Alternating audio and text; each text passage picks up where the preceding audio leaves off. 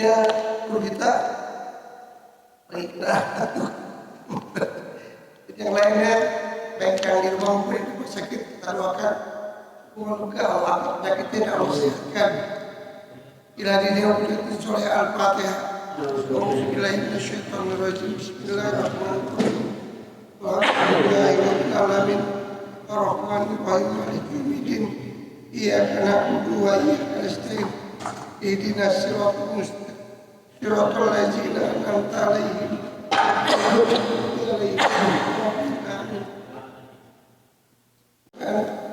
Khususnya untuk kita kita tidak masyarakat dunia ini untuk mudah semua kita mewasiatkan kita mewakilkan istri kita dan menjadikan anak kita anak soleh. Mari kita selesai kajian dari guru kita Al-Karom Al-Ustaz Abdul Hamid Permusi SPDI. Katakan guru.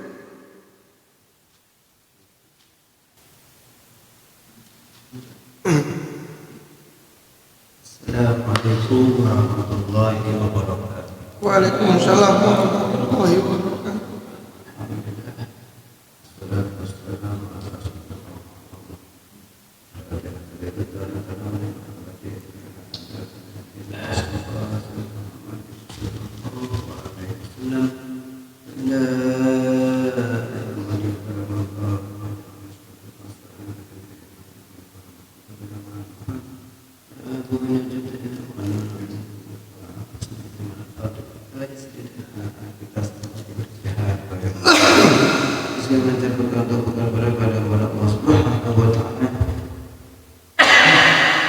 Buat iman dan Islam kita ketika aja sampai semoga semua yang membawa iman dan Islam. Amin. Al-Fatihah. Bismillahirrahmanirrahim. Alhamdulillah. Ya kan.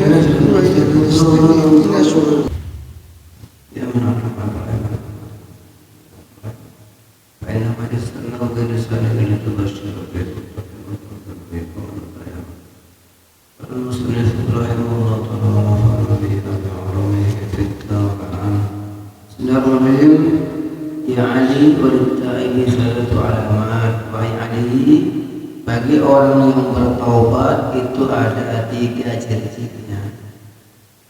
Kita ini termasuk orang yang sudah bertaubat apa belum? Kalau belum, mari kita berjuang bersama untuk masuk ke kategori orang yang bertaubat. Ciri-ciri orang yang bertaubat ada 3. Yang pertama, ijtinabul haram, menjauhi hal-hal yang haram.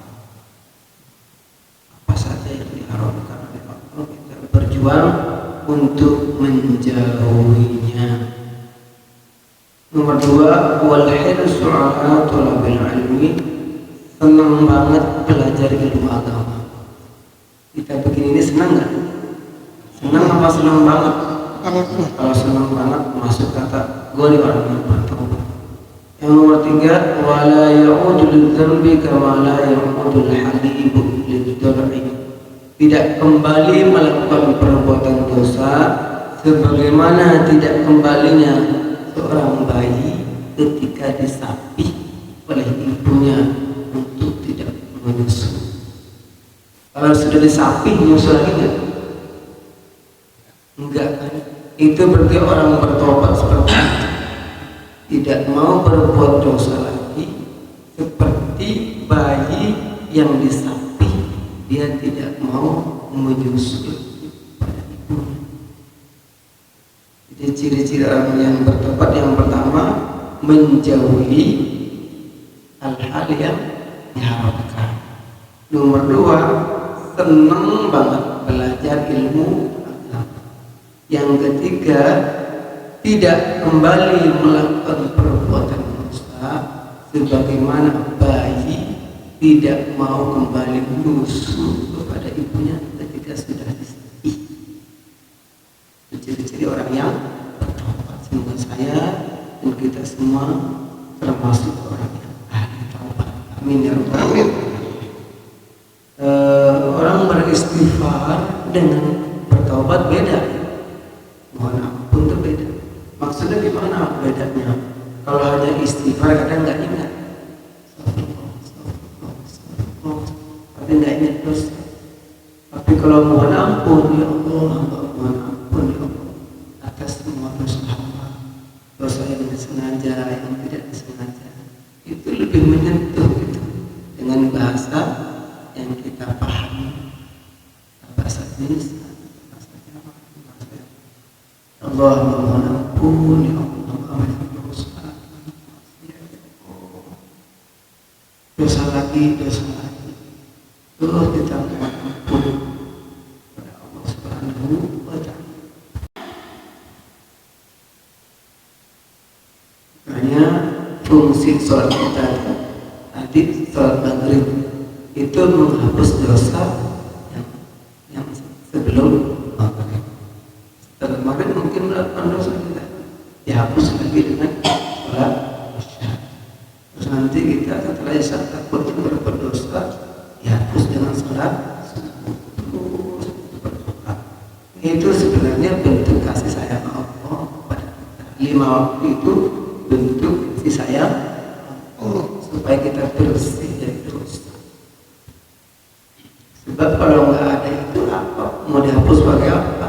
Kita kan banyak dosa. Maka itu bentuk kasih sayang Allah. Cuman kita kadang nggak merasa kalau kita sedang disayang. Bagi orang yang nggak kuat iman akan ngomong ya ada.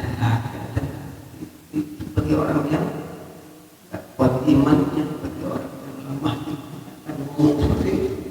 Padahal itu bagi orang senang bertobat, senang dipanggil. Dan Nabi itu Nabi kita tuh nggak punya dosa, tapi ketika dengar azan senang. Mungkin kita termasuk orang yang senang ada senang dipanggil, senang kebaikan, kita termasuk orang yang bertobat. Sebelum lanjut tentang tobat, kira-kira ada pertanyaan? Lanjut, ada.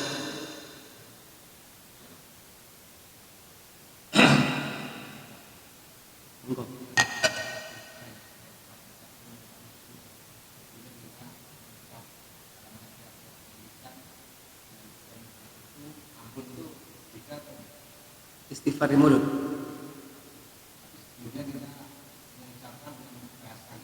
Iya. Iya. Allah, hamba mohon ampun atas semua dosa-dosa hamba, sengaja maupun tidak disengaja. Dan kalau sudah ada kata pengantar di depannya, insya Allah itu mengiring kita beristighfar karena kita banyak bisa. Sebelumnya mohon ampun ya Allah, hamba berlindung dosa atas semua dosa-dosa hamba, kecil, dosa besar, semuanya kan dipertanggungjawabkan di hadapan Allah Subhanahu wa Ta'ala. Kalau nggak ngaku kita langsung ada setel langsung ngaku. Makanya nanti di akhirat mulut kita dikunci, nggak bisa ngomong, orang bohong. Mulut masih bisa bohong, tapi kalau tangan yang bicara hati jadi saksi nggak bisa bohong karena tangan ini bisa berbicara. Maka mumpung kita masih hidup, kita bersama-sama mohon ampun sebelum hamba mati, sebelum ajal menjemput, ampuni dosa-dosa hamba. Ini kita nih sama-sama berdosa, kita terus berjuang untuk selalu berlomba-lomba memperbanyak baca istighfar. Kalau kita berlomba-lomba berbuat kebaikan mungkin kalah dengan orang-orang terdahulu. Nah, kalau kita lomba-lomba banyak istighfar karena kita belum berdosa, ya kita berlomba dengan orang-orang para pendosa. Itu mohon ampun dari Allah Subhanahu. Boleh. Ada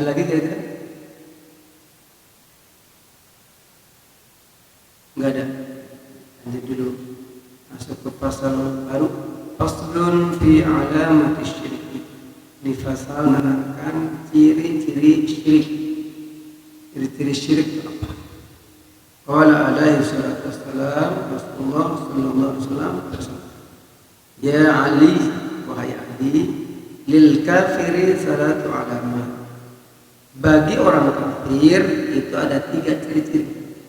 Siapa orang kafir itu? Ada 3 ciri-ciri. Yang pertama, asyakku fillah. Dia ragu dengan Allah. Ragu dengan Allah bagaimana? Allah ada enggak? Enggak pernah kelihatan.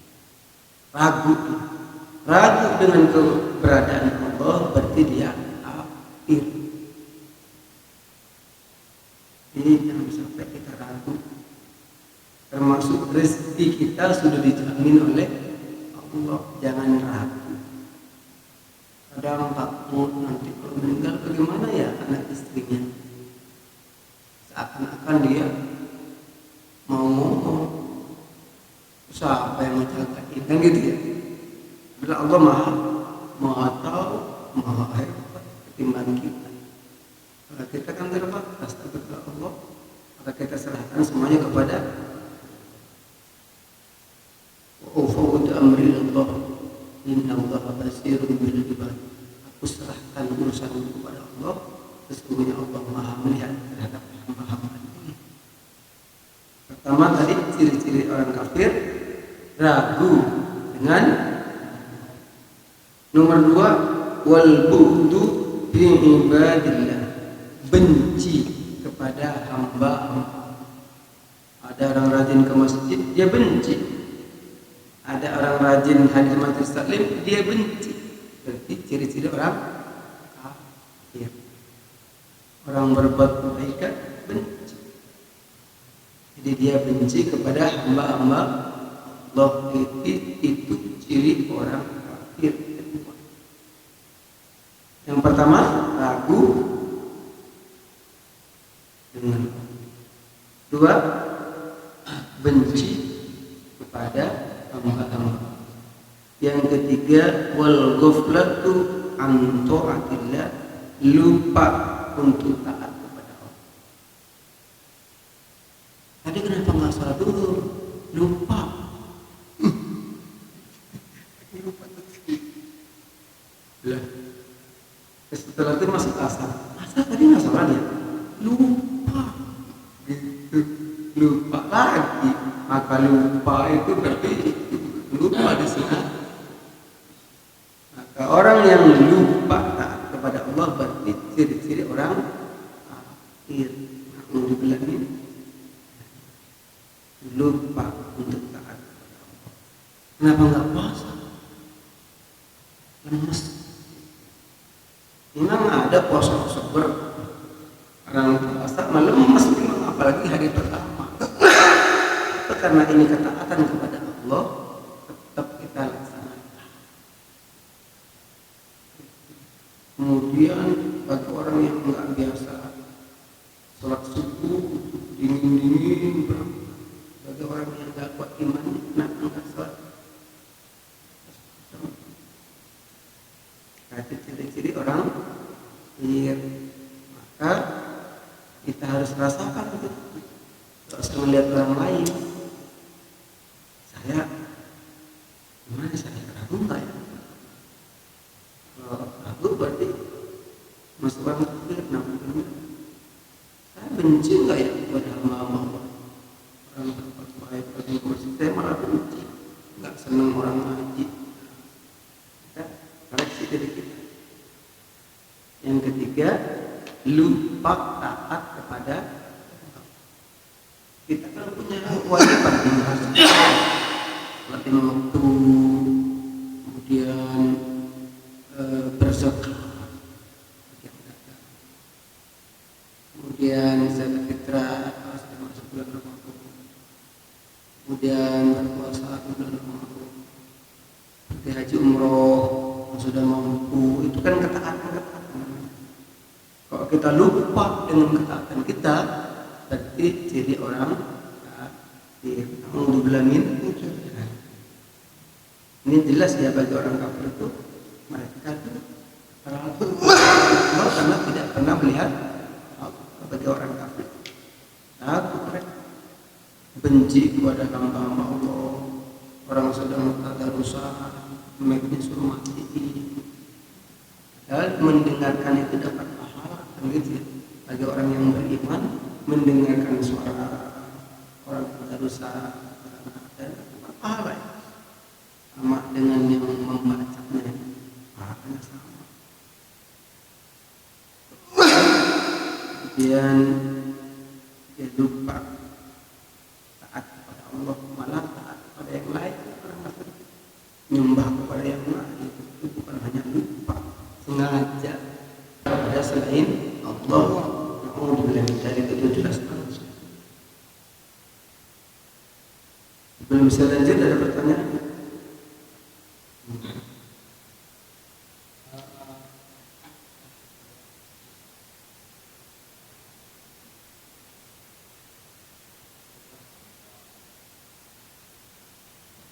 Benci.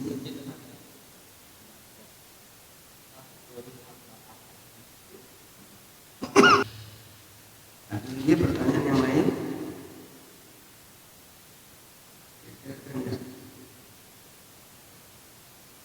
Di penjelasan sebelumnya ada ciri-ciri abid hamba pertemuan yang sebelumnya. Yang pertemuan yang berapa? Ciri-ciri abid atau hamba Allah itu ada 3. Yang pertama dia mengikuti nafsahu wa yuhasibu. Dia benci kepada hawa nafsunya dan menghisap. Jadi hamba benci pada hawa nafsunya. Nafsunya kan inginnya yang jelek-jelek. Nafsu. Ciri-ciri hamba Allah itu dia benci kepada nafsunya dan menghisap nafsunya. Maksud dihisap gimana? Ini baik tidak. Ini kata namanya dihisap. Ciri hamba. Yang kedua, wa yutilul qiyama baina yadayhi ta'ala. Dia kalau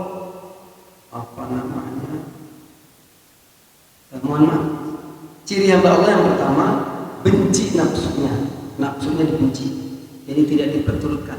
Nomor 2, menghisap nafsunya, hitung dulu nafsunya, mau berbuat jelek apa baik. Yang ketiga, wa yutilul qiyama baina yadayhi ta'ala.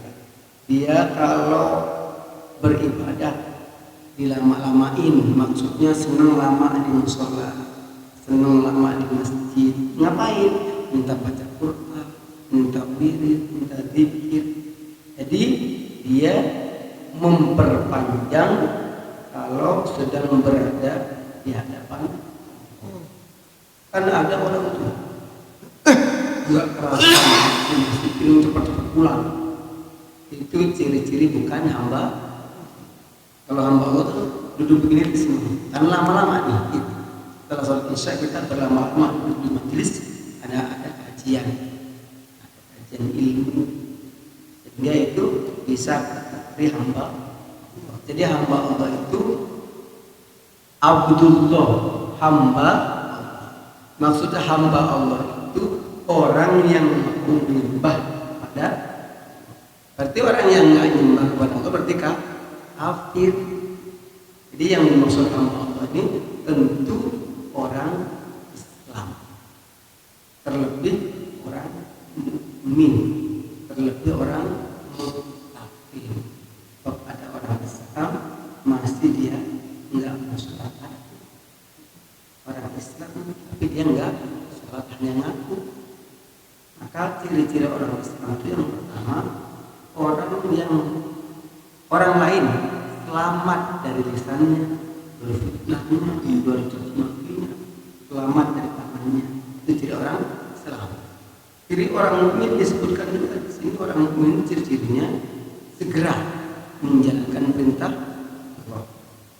Ciri-ciri orang mukmin segera menjalankan perintah Allah. Kemudian yang nomor 2, ciri-ciri orang mukmin menjauhi hal-hal yang dan yang ketiga ciri-ciri orang mukmin itu berbuat baik kepada orang yang berbuat jelek kepada kita. Itu ciri orang itu luar biasa. Maka yang dimaksud hamba Allah tadi adalah tentu orang muslim yang mukmin, orang mukmin yang mukmin. Naik level terus muslim mukmin. Jadi tidak semua makhluknya Allah dikatakan hamba, karena hamba itu artinya menghamba itu mau sujud, mau rukuk di hadapan. Tapi mereka yang kafir orang Yahudi enggak, mereka kafir. Bahkan disuruh jangan membunuh malah dibunuh.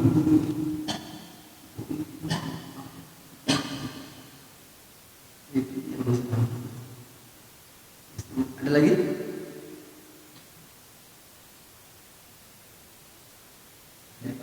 Monggo.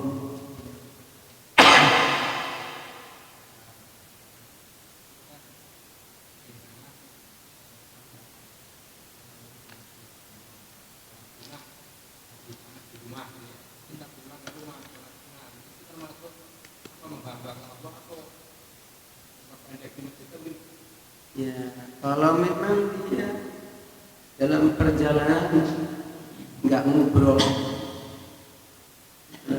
dia pulang ke rumah, kemudian sholat di rumah, nggak baik ngobrol dulu.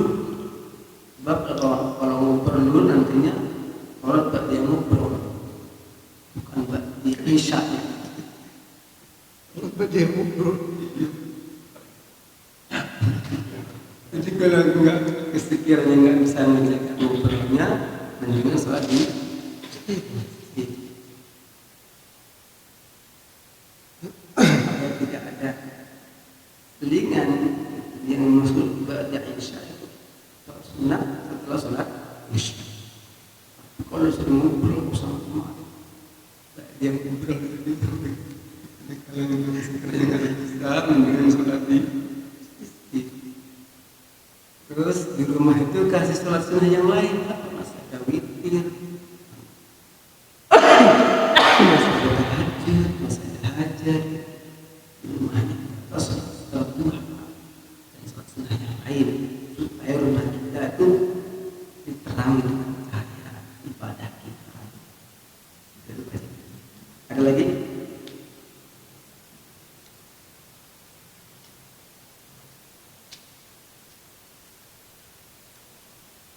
Lanjut ya. Lanjut lagi.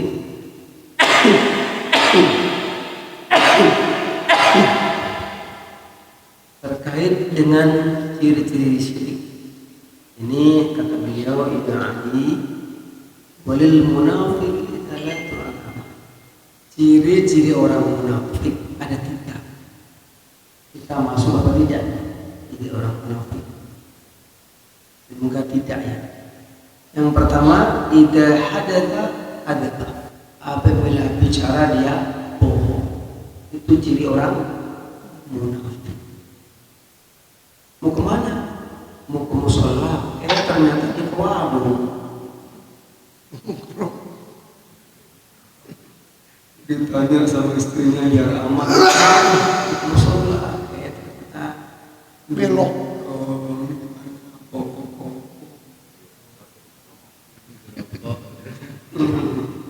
Tidak sesuai ya, itu namanya bohong nggak? Bohong. Ada kucing, pus, udah senang lu doang. Bohong nggak? Bohong. Kalau lu senang tuh dia kasih apa? Kasih ikan, kasih makan, cuma lulus lah. Bohong nggak? Bohong. Termasuk sama kucing, bohong. Kucing kena PHP. Iya. Ayam. Apa dia lari udah kencang banget dia lari, udah senang banget dia. Biasanya kalau digituin mereka siapa? Makanan. Ya, kalau dia senangnya kan makan. Hewan itu senangnya dikasih makan. Dulu Imam Syafi'i itu ketika mau belajar selektif beliau guru, ternyata gurunya manggil ayam. yang nggak dikasih apa-apa. Gagal beliau nggak jadi berguru kepada calon guru. Anak alim itu cuman karena bohong kepada binatang, beliau yang menjadi karena bohong kepada binatang saja. Ketika dia meriwayatkan hadis jadi doa. Bohong kepada manusia, hadis jadi doa. Jadi merendahkan hadis jadi nasi perawi pembawa berita bohong, maka bisa jadi doa. Allah pernah bohong nggak? Enggak, selaku Tuhan.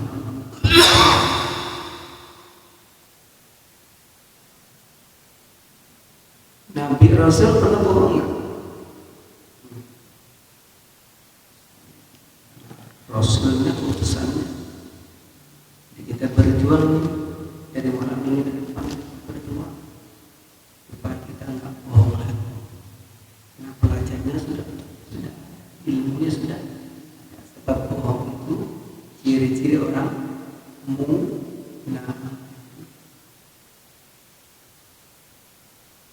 Kemudian ciri yang kedua, wa idza wa'ada akhlaf. Apabila berjanji dia ingkar. Nanti datang jam 10 ya. Ya, ternyata datang jam 10 lewat 5 menit. Itu ingkar nggak? Ingkar nggak? Ingkar. Cuma 5 menit saja. Iya. Janji jam 10 sampai seperti itu gitu. Hamba-hamba yang takwa nggak mau meleset. Kiai saya itu kalau dia dalam jam 10 sebelum jam 10 belum nyampe di tempat pegang. Itu contoh ilmu dunia tidak diamalkan. Kata ilmunya nanti kalau keren pelan-pelan ya. Berhentinya enak. Ya langsung itu dia. Kira-kira gimana? Udah enak. Nah, ilmu yang tidak dimanfaatkan atau tidak diamalkan enggak enak. Kalau tidak diamalkan tidak enak. Ada yang hati itu enggak ser gitu. Kalau ilmu tidak diamalkan. Contoh. Bagaimana hukumnya makan daging tikus? Haram. Sembelih. Nyembelihnya jijik nggak? Jijik kalau bertentangan. Sesuatu yang menjijikkan itu najis. Hati itu nggak bisa dibohongin. Hati kita itu masing-masing nggak bisa dibohongin. Ini yang baik, ini yang tidak baik, ini yang putih, ini yang hitam. Itu nggak bisa dibohongin. Walaupun kadang nafsu kita melanggar. Contohnya, contoh kecil aja deh. Ketika kita nerobos lampu merah, nggak ada siapa-siapa. Itu benar nggak? Salah ya? Gitu. Itu kan nafsu yang nerobos. Nggak ada siapa-siapa. Berangkat. Itu contoh. Kadang kita kalah dengan nafsu. Ya, kalau kepada Allah tidak, cuman tidak dosa kepada Allah, cuman secara hukum pemerintahan kurang baik, berarti termasuk kurang baik. Kalau diterus-terusin, lama-lama jadi karakter apa? Melanggar. Salah satu dari Allah itu. Kita kan sedang belajar bersama ya. Saya juga sedang belajar. Ketika lagi lagi nggak buru-buru tuh lampu merah, nunggu walaupun sepi. Tapi ketika ujar waktu ini saya kalau taklimnya uber, saya ngomong di hati Allah mau ini apa lewat lampu merah. Tujuannya itu supaya taklim tidak hilang. khotib jemaat tidak tahu. Kalau tidak, mengurusnya ketar-ketir ya. Maka lebih mendahulukan itu gitu. Ini kan ada dua misalnya contoh nih. Saya nih kalau nunggu lampu merah nanti tak ada saja urus nanti. Nah, kalau ada pertimbangannya harus ya lanjut. Jadi kita pertimbangkan dalam diri kita. Kan ada kita bisa menimbang. Tapi kalau nafsu terus, wah ada apa-apa, terus nafsu. Bahwa kebaikan itu jelas. Ya. Al-halal bayyin, yang halal jelas. Al-haram bayyin, yang haram juga. Wa bainahuma umurun mutasyabihat. Di antara halal dan haram itu ada sesuatu yang subhat itu remeh-remeh. Antara halal dan haram. Sebelum dilanjut, kira-kira ada pertanyaan?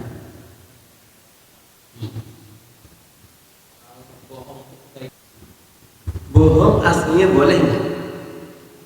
Nggak boleh. Dosa nggak? Dosa aslinya boleh. Tapi karena ada kebaikan, nyolong barang kita tutup-tutupin supaya tidak dihati.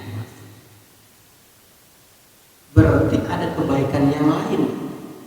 Kebaikan ketemu kejelekan, draw satu-satu.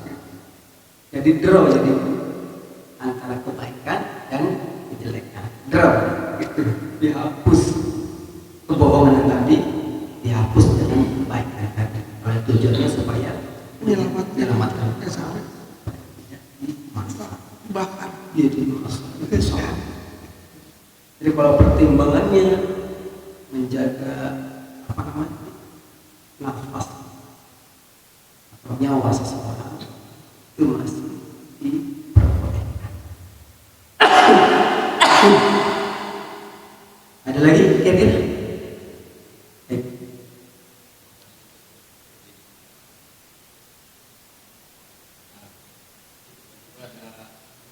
Keluarga, anak-anak itu ada kalau misalnya ada batalkan sepedanya.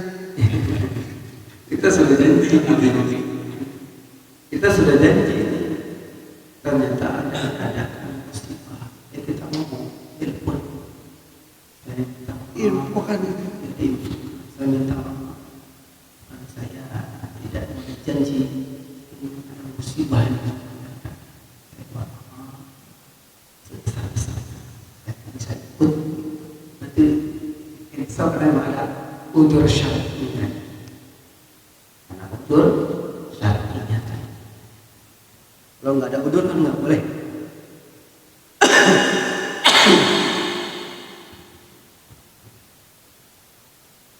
Ada lagi kira-kira?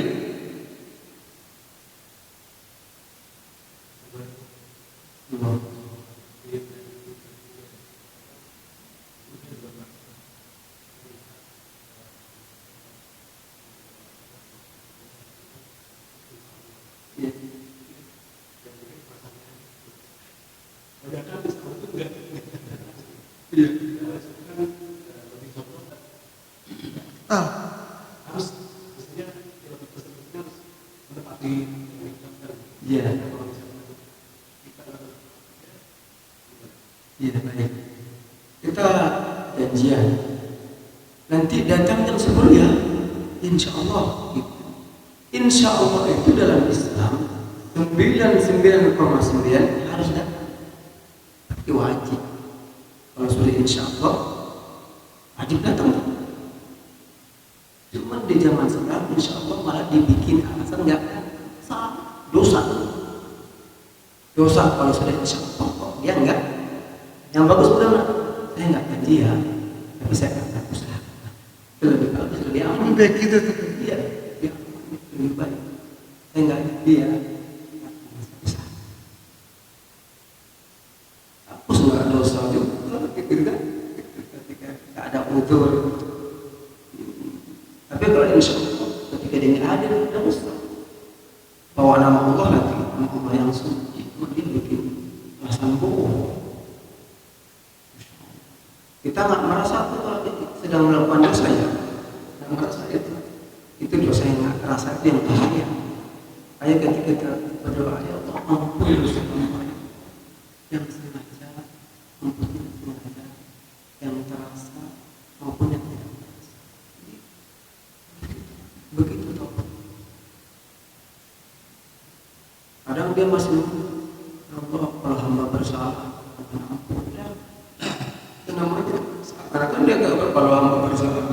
Memang nggak merasa bersalah itu namanya gitu. Dan bagus ya Allah, hamba ini perlu berusaha. Sengaja, yang tidak itu semuanya harus kita belajarkan hari. Ada lagi kira-kira?